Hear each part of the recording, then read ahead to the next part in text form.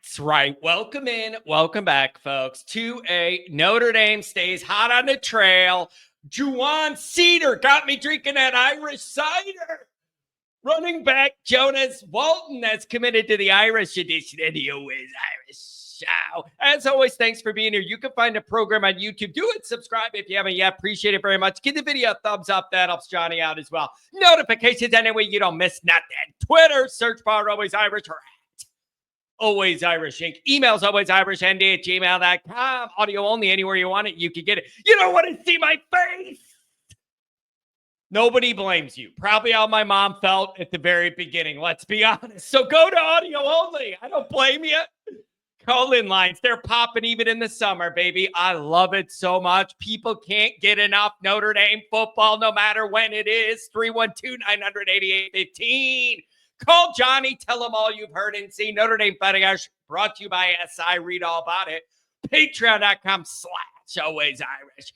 He the former captain, leading tackler, Mike Goolsby and myself breaking it all down. We had Jack Sullivan on.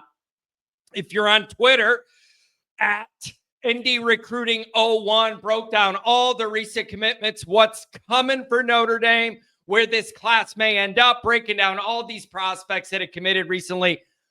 Check it out if you're not there already. Appreciate it. All right. Notre Dame, they're on a heater, man. They've had a good little run of recruiting. So you land Jonaz Walton, the 4-star running back out of Georgia. And here's what I did. Sometimes it's really healthy to get outside the Notre Dame niche. What I mean by that is, if there's a recruit and I look at like the finalists or whatever, sometimes I find it helpful to go seek out articles from other schools recruiting a guy just to get the feel of where this is at and how another school is looking at a prospect, not just all Notre Dame land, Notre Dame slant.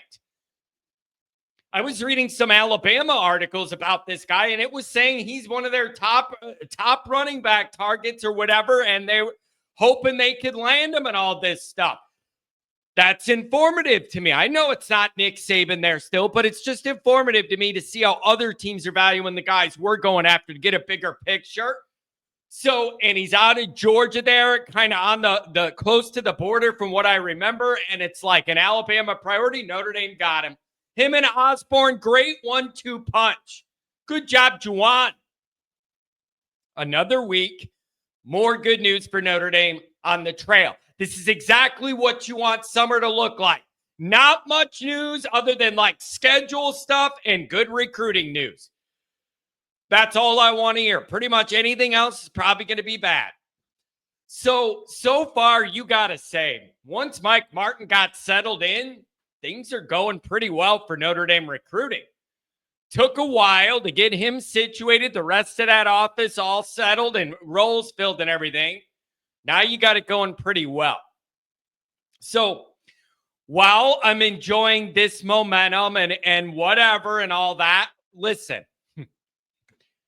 I got to be fair. Glass half empty, glass half full. I'm still looking at the wide receiver spot. I think it's the biggest area of need. I think it's the part of this program furthest away from what I deem to be title level. So it's a big priority to me. That doesn't mean none of the good stuff matters that's happening and getting guys where we already have good guys isn't important. That's all important.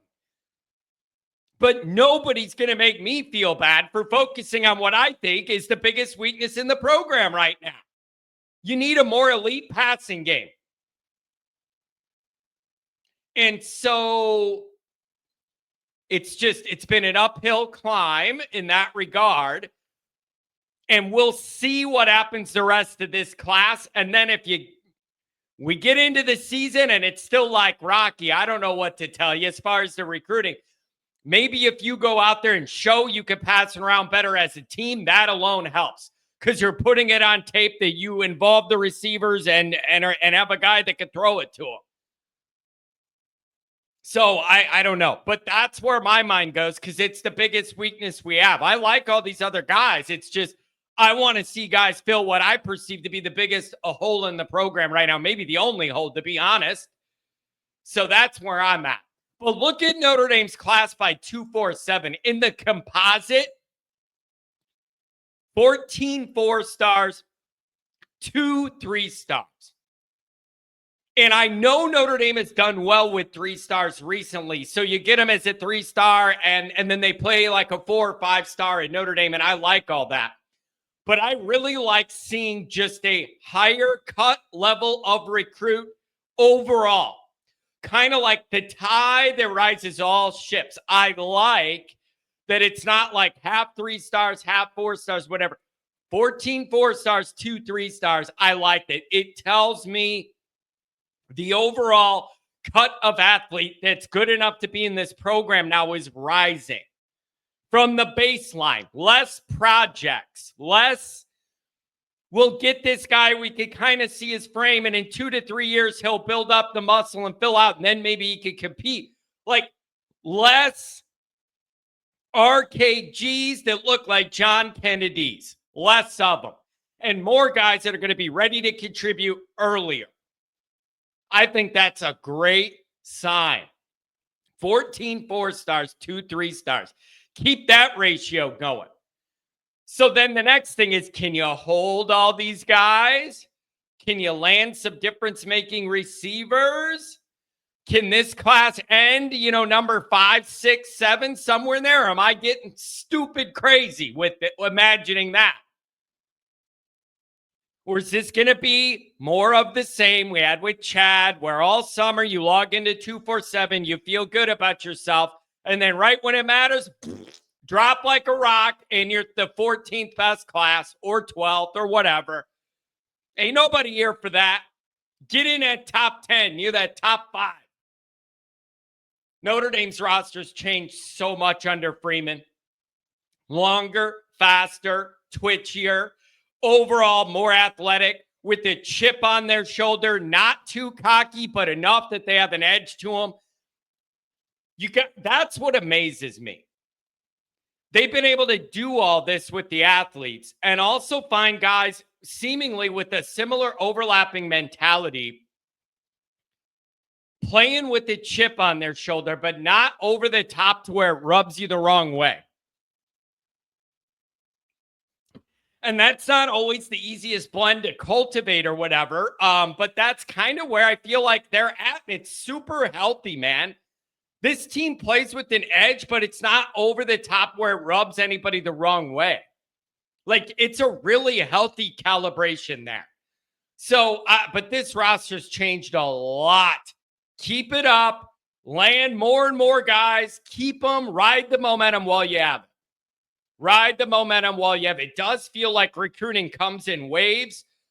And when you hit it hard. This program is in the most stable foundational place it's been in the last 30 years on and off the field. And I wouldn't say it if I don't mean it. That includes the coaching, what the roster looks like, Pipa Vacqua, the president. I'm talking on the field, off the field, administratively, whatever.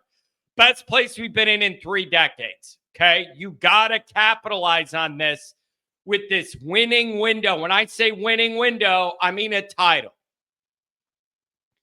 Freeman's not the new guy learning anymore. Like, that roster's almost totally flipped over. Like, you're getting into the winning window, and you got to capitalize, find a way to get this over the finish line in the next few years. Let's do it. I know many people have 26 circle. That'll give the new quarterback a year to get situated, and then we cook from there. Just go ahead and do it in 25. Check that box. Okay? Now, I understand their concerns.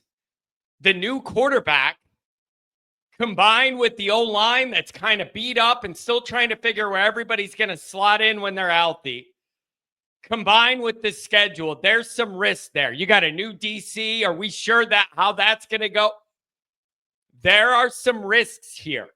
But if Notre Dame can navigate early in the season with these moving parts and get situated and still win, this is going to be a really good team. The only thing that could go wrong is a couple of early dumb losses while the quarterback's getting figured out and the O-line's getting situated. Maybe the defense takes a little bit to get used to the new, whatever they're doing new under Ash, whatever. That's all I could see wrong, other than a bunch of injuries again. This team's going to be really, really good. How good can it be, and how long does it take them to get there?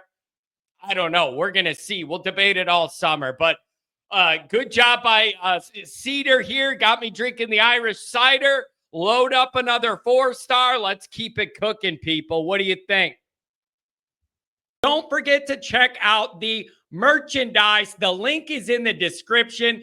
You can browse and carouse all the different Always Irish gear. Make sure you head over there and get something for the next tailgate. Thanks for being here.